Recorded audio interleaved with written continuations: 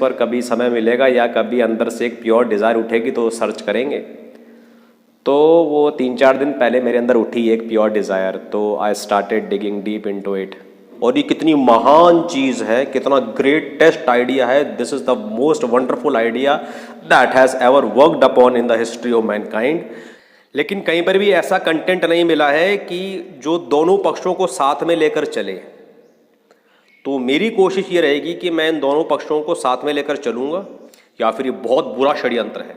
जो भी एलीट है, जो भी ग्लोबलिस्ट हैं, जो भी सैटनिस्ट हैं, इन लोगों ने दुनिया को कंट्रोल तो रखा हुआ है। IIT रुड़की के अंदर एक प्रॉफ का मैंने देखा था कि पूरा 1-1.5 घंटे का प्रॉपर लेक्चर भी था। तो प्रॉपर ये एक ऑफिशियल चीज़ है, बहुत डिग्निफाइड चीज़ है। Growth, 9th is industry, innovation and infrastructure, 10th is reduced equality, 10th is reduced inequalities. कानून और व्यवस्था लाएंगे, औरतें फिर से सड़कों पर खुलेआम चल सकेंगी, घर घर में बिजली पानी राशन होगा, पूरी शिक्षा मिलेगी, महंगाई जाएगी, खुशहाली आएगी। वो खुशहाली आएगी की बजाय जाएगी छप गया था, मैंने उसे ठीक करवाया था, मुझे याद है। इसमें सबसे ज्यादा जो हल्ला मचा हुआ है और सबसे ज्यादा जो काम हो रहा है वो 11वें नंबर पर हो रहा है, sustainable cities and communities, an end to national sovereignty.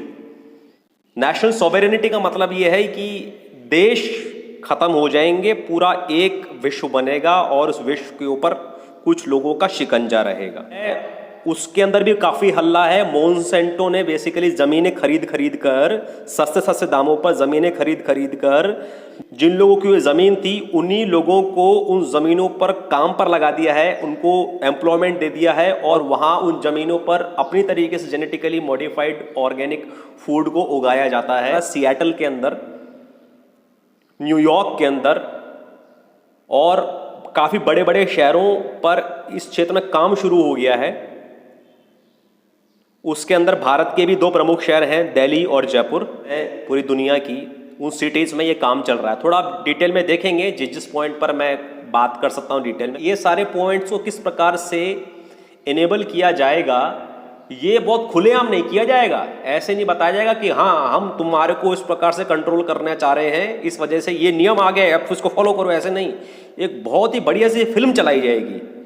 उस फिल्म के चलते आपको बोला जाएगा कि अब ऐसा ऐसा हो गया है, इसलिए अब आपको घर के अंदर ही रहना है, या फिर आपको ये शहर की बॉर्डर क्रॉस नहीं करनी है, या फिर अभी कुछ दिनों के लिए ये सब कुछ बंद हो जाएगा। ये भली बाती पूर्ण हो जाए, इसके लिए एक मास डिपॉपुलेशन का एजेंडा, क्या पता आगे जाके कुछ चिप सिस्टम भी आ जाए, उस चिप के अंदर ही आपका सारा कैश हो, ठीक है, तो आप कंप्लीटली कंट्रोल में रहेंगे इस स्टेट के।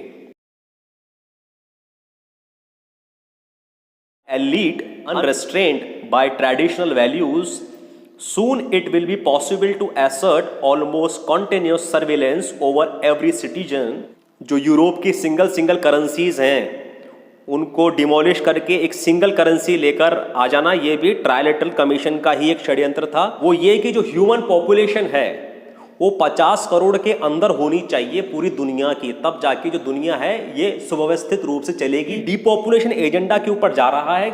Inventory and control of all land, all water, all minerals, all plants। जनता से जो लोग सवाल पूछना चाहते हैं, मैं ये पूछना चाहती हूँ कि जब से आपकी सरकार आई है दिल्ली में इलेक्ट्रिसिटी फ्री हो गई है, वाटर पानी भी बहुत फ्री हो गया है, और बसेस में ट्रांसपोर्टेशन आपने बहुत नॉमिनल कर दिया है, कहीं कहीं फ्री है।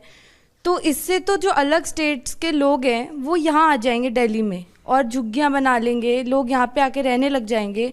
वैसे ही इतनी पॉपुलेशन है, तो आप और जो लोग आ जाएंगे उनको कैसे कंट्रोल करेंगे? Witness, as an expert witness for the California Department of Transportation,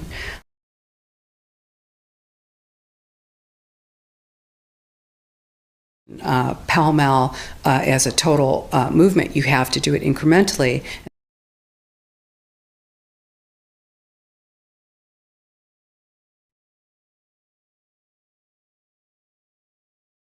But they will move you off your land and you will be in the cities, and those cities will be full capability of surveillance because no one's holding a gun to our heads right now.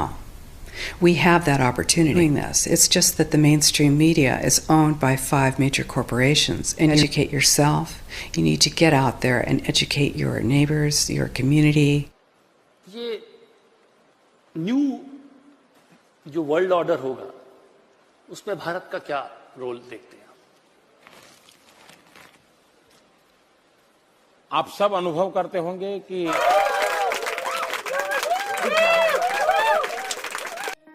वैसे तो मुझे दोनों पक्षों की बात रखनी थी, लेकिन मैं कॉन्स्पिरेसीज में बहता चला गया। मुझे लगता है कि लोगों की संख्या कम करने और उन्हें गुलाम बनाकर रखने के सिवा विश्व के शासकों के पास और कोई विकल्प वैसे भी नहीं था। भारत में अनपढ़ों और अशिक्षितों का कितना बाहुल्य है, ये बताने के लिए किसी सरकारी आंकड़े की जरूरत नहीं। अरब देशों